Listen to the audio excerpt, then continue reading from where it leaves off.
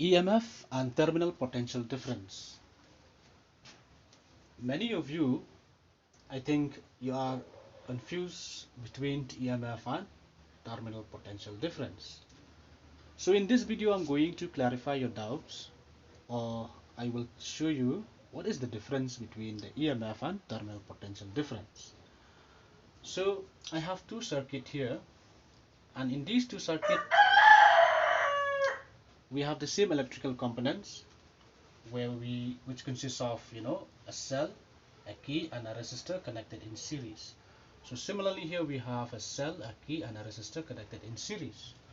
But the difference between these two circuits is the key. In the first circuit the key is open. So when the key is opened, it means the circuit is an open circuit, or in other words we say that the current to the circuit is zero. Alright, and in this case the key is closed, so the circuit is said to be a closed circuit. And when the key is closed, the current I will flow through the external resistor R in this way. Okay, so now if I take a voltmeter and I measure the potential difference between the two terminals of the cell in the two cases, right? So in the first case, if you measure the potential difference between this terminal and this terminal of the cell, let's say it is found to be 3 volt. But in this case, when you measure the potential difference between the terminal of the cell, and let's say you are getting just 2.5 volt. So this number 3 here, it is known as the EMF, and this 2.5 here is known as the terminal potential difference of the cell. So this EMF, right, it is actually the potential difference between the terminal of the cell when the circuit is delivering no current, and this terminal potential difference of the cell, it is when the circuit, right, is delivering current, or when the cell is delivering current to the circuit. Okay, all right. Now this EMF, right, it stands for electromotive force. What is EMF? Electromotive force. Though it may sound to you like a force, but actually this EMF is not a force. However, EMF is the amount of work done to carry a charge, from one point to the other point of the circuit. So here, when I say E is equals to 3 volt and V is equals to 2.5 volt, you may wonder, where does 0.5 volt here goes? Right? Because before we have 3 and now we have just 2.5. So that means 0.5 is disappear in this case. Now this number 0.5 volt, it is actually used to overcome the internal resistance of the cell, because inside the cell we have an internal resistance small r.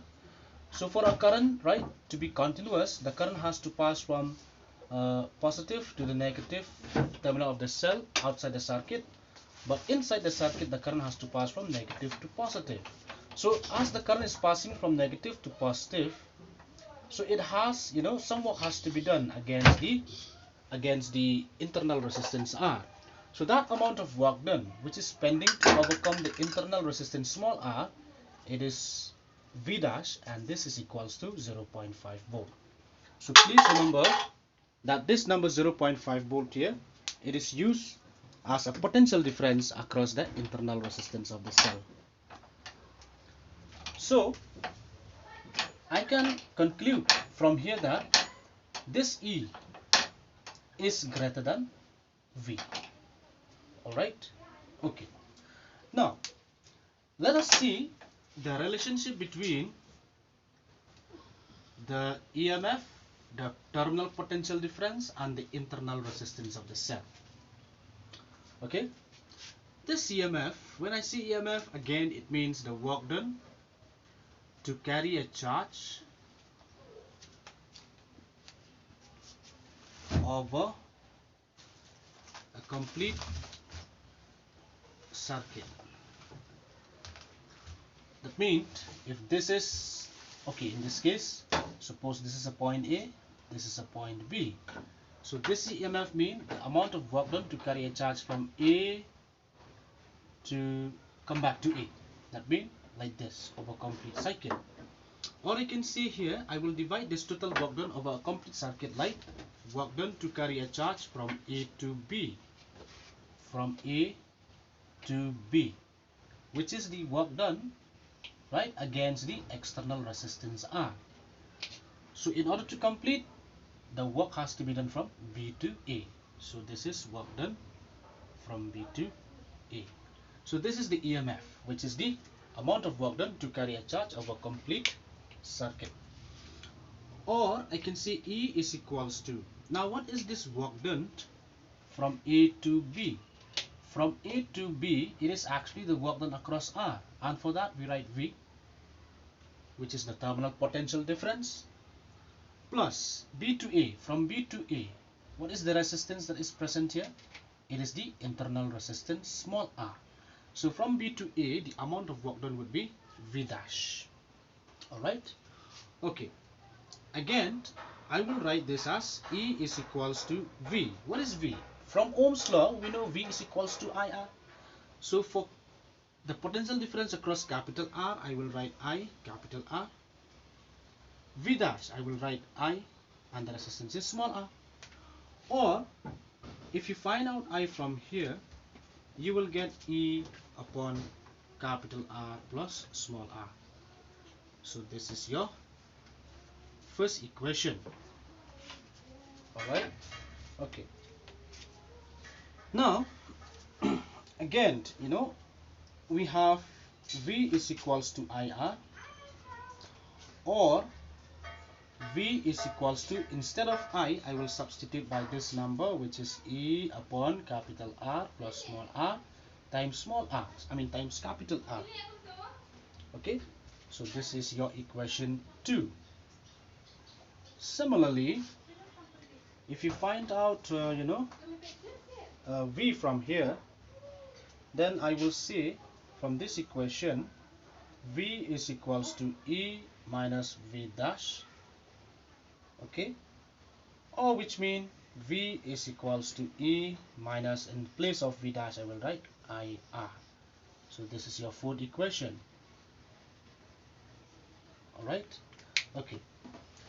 Also, when you find out R, okay, from this equation 4, then your R will be E minus V upon small r.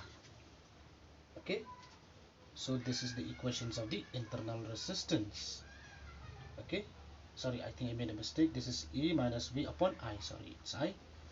Or R is equals to E minus V upon, instead of I, because we know V is equals to IR, so I is equals to V upon R. So I will write V upon R, so that R, it will goes up with this.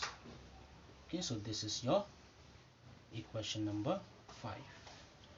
So these three equations, these for how many equations we have? 1, 2, 3. Okay, this is number 3, this is number 4, and this is number 5.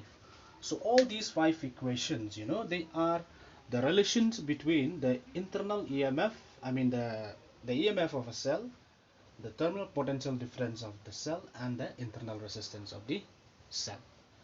So these are about the EMF and the potential difference.